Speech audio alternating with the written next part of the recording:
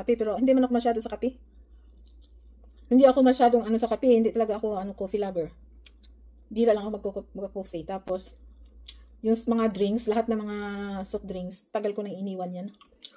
Kasi nga, pag nagkakaedad tayo, kunting ano lang.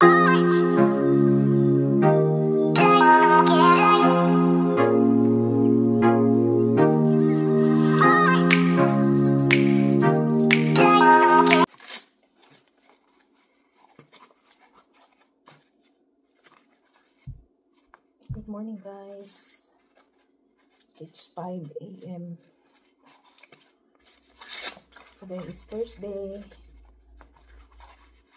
So, mag-BP po tayo. Check natin ang ating BP. Ang hirap mag-isa.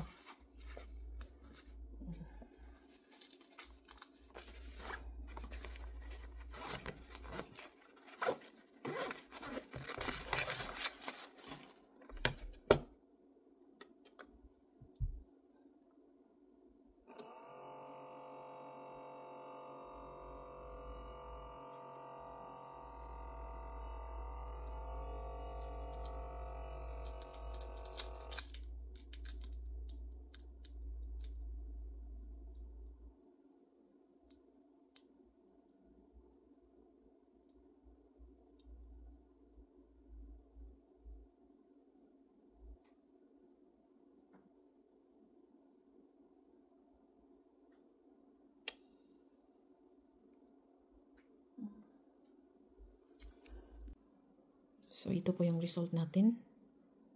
117/63.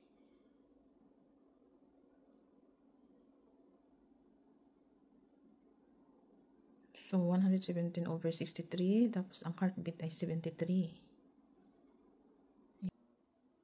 So, ito yung ginawa kong garlic, lemon, ginger, then cinnamon with cloves tea. So, dapat ito sa morning, ubusin ko ng inom. So, initin ko muna, tapos inumin ko yan, tapos higa uli ako. Maaga pa, hindi na ako nakatulog uli. 4 o'clock ako gumising.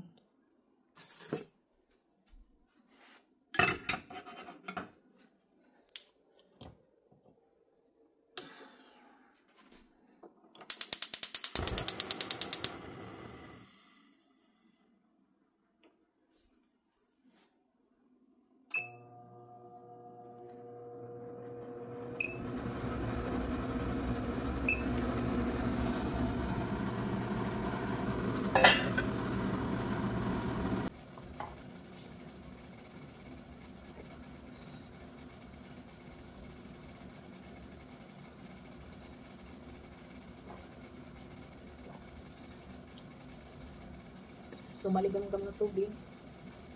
Ito yung every morning na routine ko. Maaga akong gumising or late na akong gumising, hindi ko talaga makalimutan itong water therapy.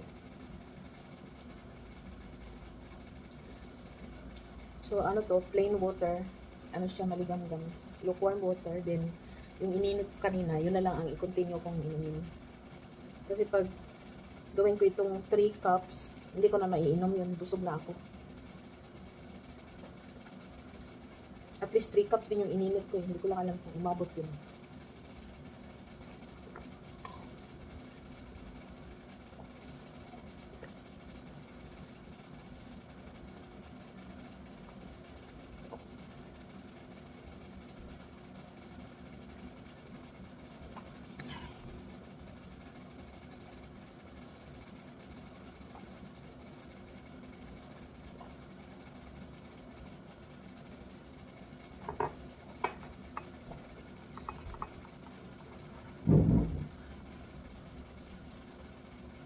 So, pinainit ko na.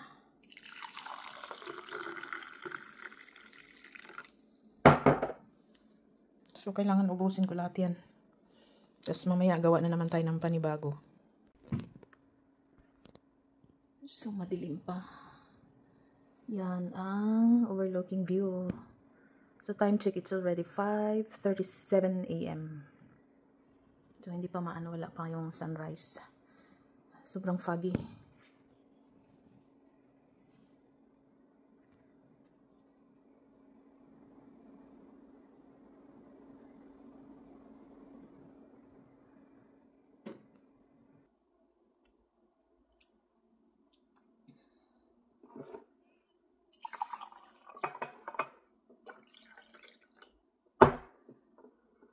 Busog na ako.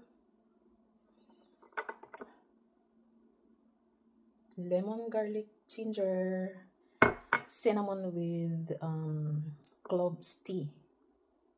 Good for empty stomach in the morning.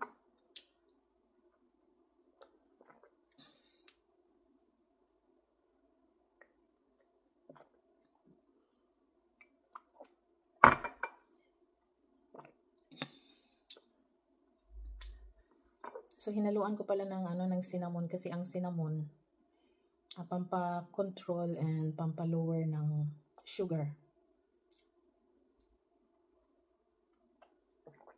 Tapos yung garlic at ginger, kadalasan sa atin alam naman kung anong mga benefits nun.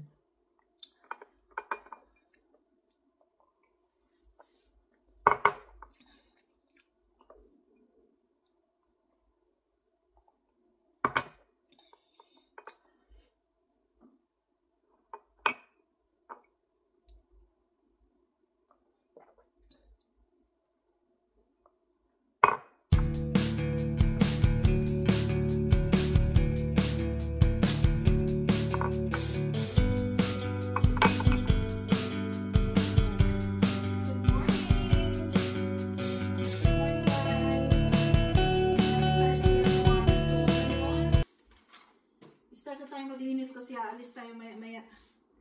So, umalis na pala si Emily. Nasa school na.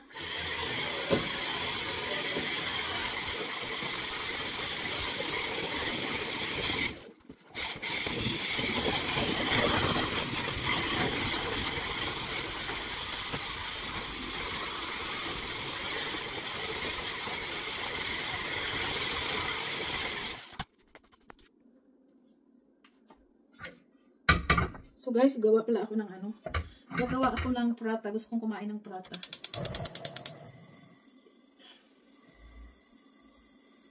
So ipainit muna natin. So bago umalis si Mr., binigyan niya ako ng prata plain. Prata. Yan. So usually ito yung kinakain ng morning. Pero ako bihira lang. Kasi medyo matamis ito eh. So meron na tayong nag-burger na tayo sa diabetes, kaya laylo-laylo sa mga matatamis na pagkain. Ito yun. So hindi na ako gagawa, kumbaga made na siya. So lagay ko lang dyan. Ginamit ko na talaga yung tripod ko para hindi ako mahirapan. Mamaya ba-vlog ko yung aking mga kagamitan sa vlogging. Siguro mga almost 4 years na ito. Nung pag-start ko ng vlog, binilan ako ng mga gamit para sa pag-vlog. Binilan ako ng asawa ko. Kaya lang, tamad akong gumamit eh. Kasi dati siya yung editor ko kasi ngayon hindi na pwede. Sobrang napaka-busy na niya. Kaya sabi niya sa akin, ikaw nang mag-edit or else mag-stop ka na lang sa pag-vlog. Sayang naman. Kaya nag-aaral lang ako kung paano mag-edit ng very simple editing ba. So yun, papakita ko sa inyo. Ganyan siya. So walang mantika yan. At saka kung ako ang gagawa ng prata, hindi ko nilalagay ng mantika. Yung butter ang nilalagay namin. Ito yung ginagamit namin for ito yung ginagamit namin para ipahid dyan kung ako ang gagawa. So hindi kami mawawala ng ganito talaga. Meron talaga. Minsan malaki, minsan ganito kaliit. So as you can see, so medyo luto na yan. So hintayin ko lang siya until yung brown. Gusto ko yung little bit brownish. Yan. So, ito na. So, yung iba, kailangan pang yan, maglagay ng ng sugar konti. Pero ako, hindi ko na lalagyan kasi medyo matamis na yan eh. Ingat-ingat tayo sa sugar kasi matakaw ako sa sugar kaya nag-boundary ako sa sa diabetic. So, kailangan slow down muna tayo. Mas maganda pala gamitin ang tripod natin, no? Kasi steady lang ba, hindi natutumba. So, ngayon, ito na yung ito yun. Masarap ito. Lalo isaw-saw sa kape. Pero hindi man ako masyado sa kape. Hindi ako masyadong sa kape. Hindi talaga ako coffee lover. Bira lang ako mag-coffee. Tapos, yung mga drinks, lahat ng mga soft drinks, tagal ko nang iniwan yan. Kasi nga, pag nagkakaedad tayo, kunting lang, ayun na, dumataas na kaagad-agad. Pero ang diabetic kasi nasa sa blood namin. Both sides, mother and father. Kapatid ko mas diabetic sa akin. Ako naman, Yung last laboratory ko, biglang nag-boundary yung yung diabetes ko. Kasi maano ko sa biko, matakaw din ako sa rice. Pero nung nag-low carb ako, medyo bumaba siya. So, kailangan ko nang mag-low carb ulit. So, pag low carb kasi, hindi ka kakain ng rice, hindi ka kakain ng mga tinapay, hindi ka kakain ng mga fruits. Ang fruits mo lang ay tanging avocado. Yun lang talaga dapat. Pero ang bilis niyang nung nag-low carb ako, ang bilis ng bumaba ng mga, mataas yung BP ko noon, bumaba siya. Mga triglycerides, cholesterols, yun. Fatty liver. Yan, bumaba siya talaga nung nagpa-laboratory ako sa malaking hospital, sa University Hospital. So, napaka-effective ng low carb. Pero ang low carb kasi, kailangan ng self-discipline. Pag halimbawa, ang kadalasan sa atin, hindi ako pwedeng di kumain ng rice kasi nahihilo ako. Ganyan talaga kasi nga, sana yung system natin na kumakain ng rice. Nasa tiyan pa lang tayo, rice ang kinakain natin. Pero, pansin natin sa ibang bansa, hindi sila nagra-rice. Pati itong asawa ko nga, makapag-rice lang ito kung talagang walang-wala ng ibang lulutuin. Pero hindi mo sila pwedeng pakainin ng lagi-laging rice. Sabi nila, hindi daw nila malunok yung rice. So, mga tinapay, ang nila, yung tinapay, yung mga non-bread, yung roti ba? Tapos, isawsaw nila sa mga ulam nila. So, yun. Ang pag-i-intake naman, nasa natin yan, nasa self-discipline ba? Kung wala talaga tayong self-discipline. Ako naman, in my case, magagawa ko yan pag talagang nasa boundary na ako, pag takot na ako, yan, nagagawa ko na yung mga ganyan, mga diet na yan. Pag talagang hirap na akong, hindi ako makahinga. Ayan. Hindi na ako kakain, mag-low carb na ako, nag-exercise na ako dahil takot nga eh. Pero pag medyo okay naman, ayun na, bumabalik na naman. Kaya it's a matter of yung how to discipline ourselves talaga. In all aspects. So, ubusin ko muna to guys dahil ako maglilinis. Araw-araw naman ako naglilinis pero kinabukasan na, madumi na naman. So, banat-banatan ko yung paglinis ko kasi pagdating ni Daddy Abdullah, hindi na ako makakagawa ng mga ganitong, yung talagang general cleaning na kasi lagi na naman kaming busy. Siyempre, hahabulin ko yung oras niya, hahabulin ko yung mga ginagawa ko para hindi ako matambakan ng trabaho. Kaya, wala lang. Pagka, yung nasa makikita ko lang malilinisan ko. Kaya ngayon, tudulinis tayo dahil wala pa siya. Darating na pala si Daddy Abdullah. Inshallah. See you later guys. Nalayo pala.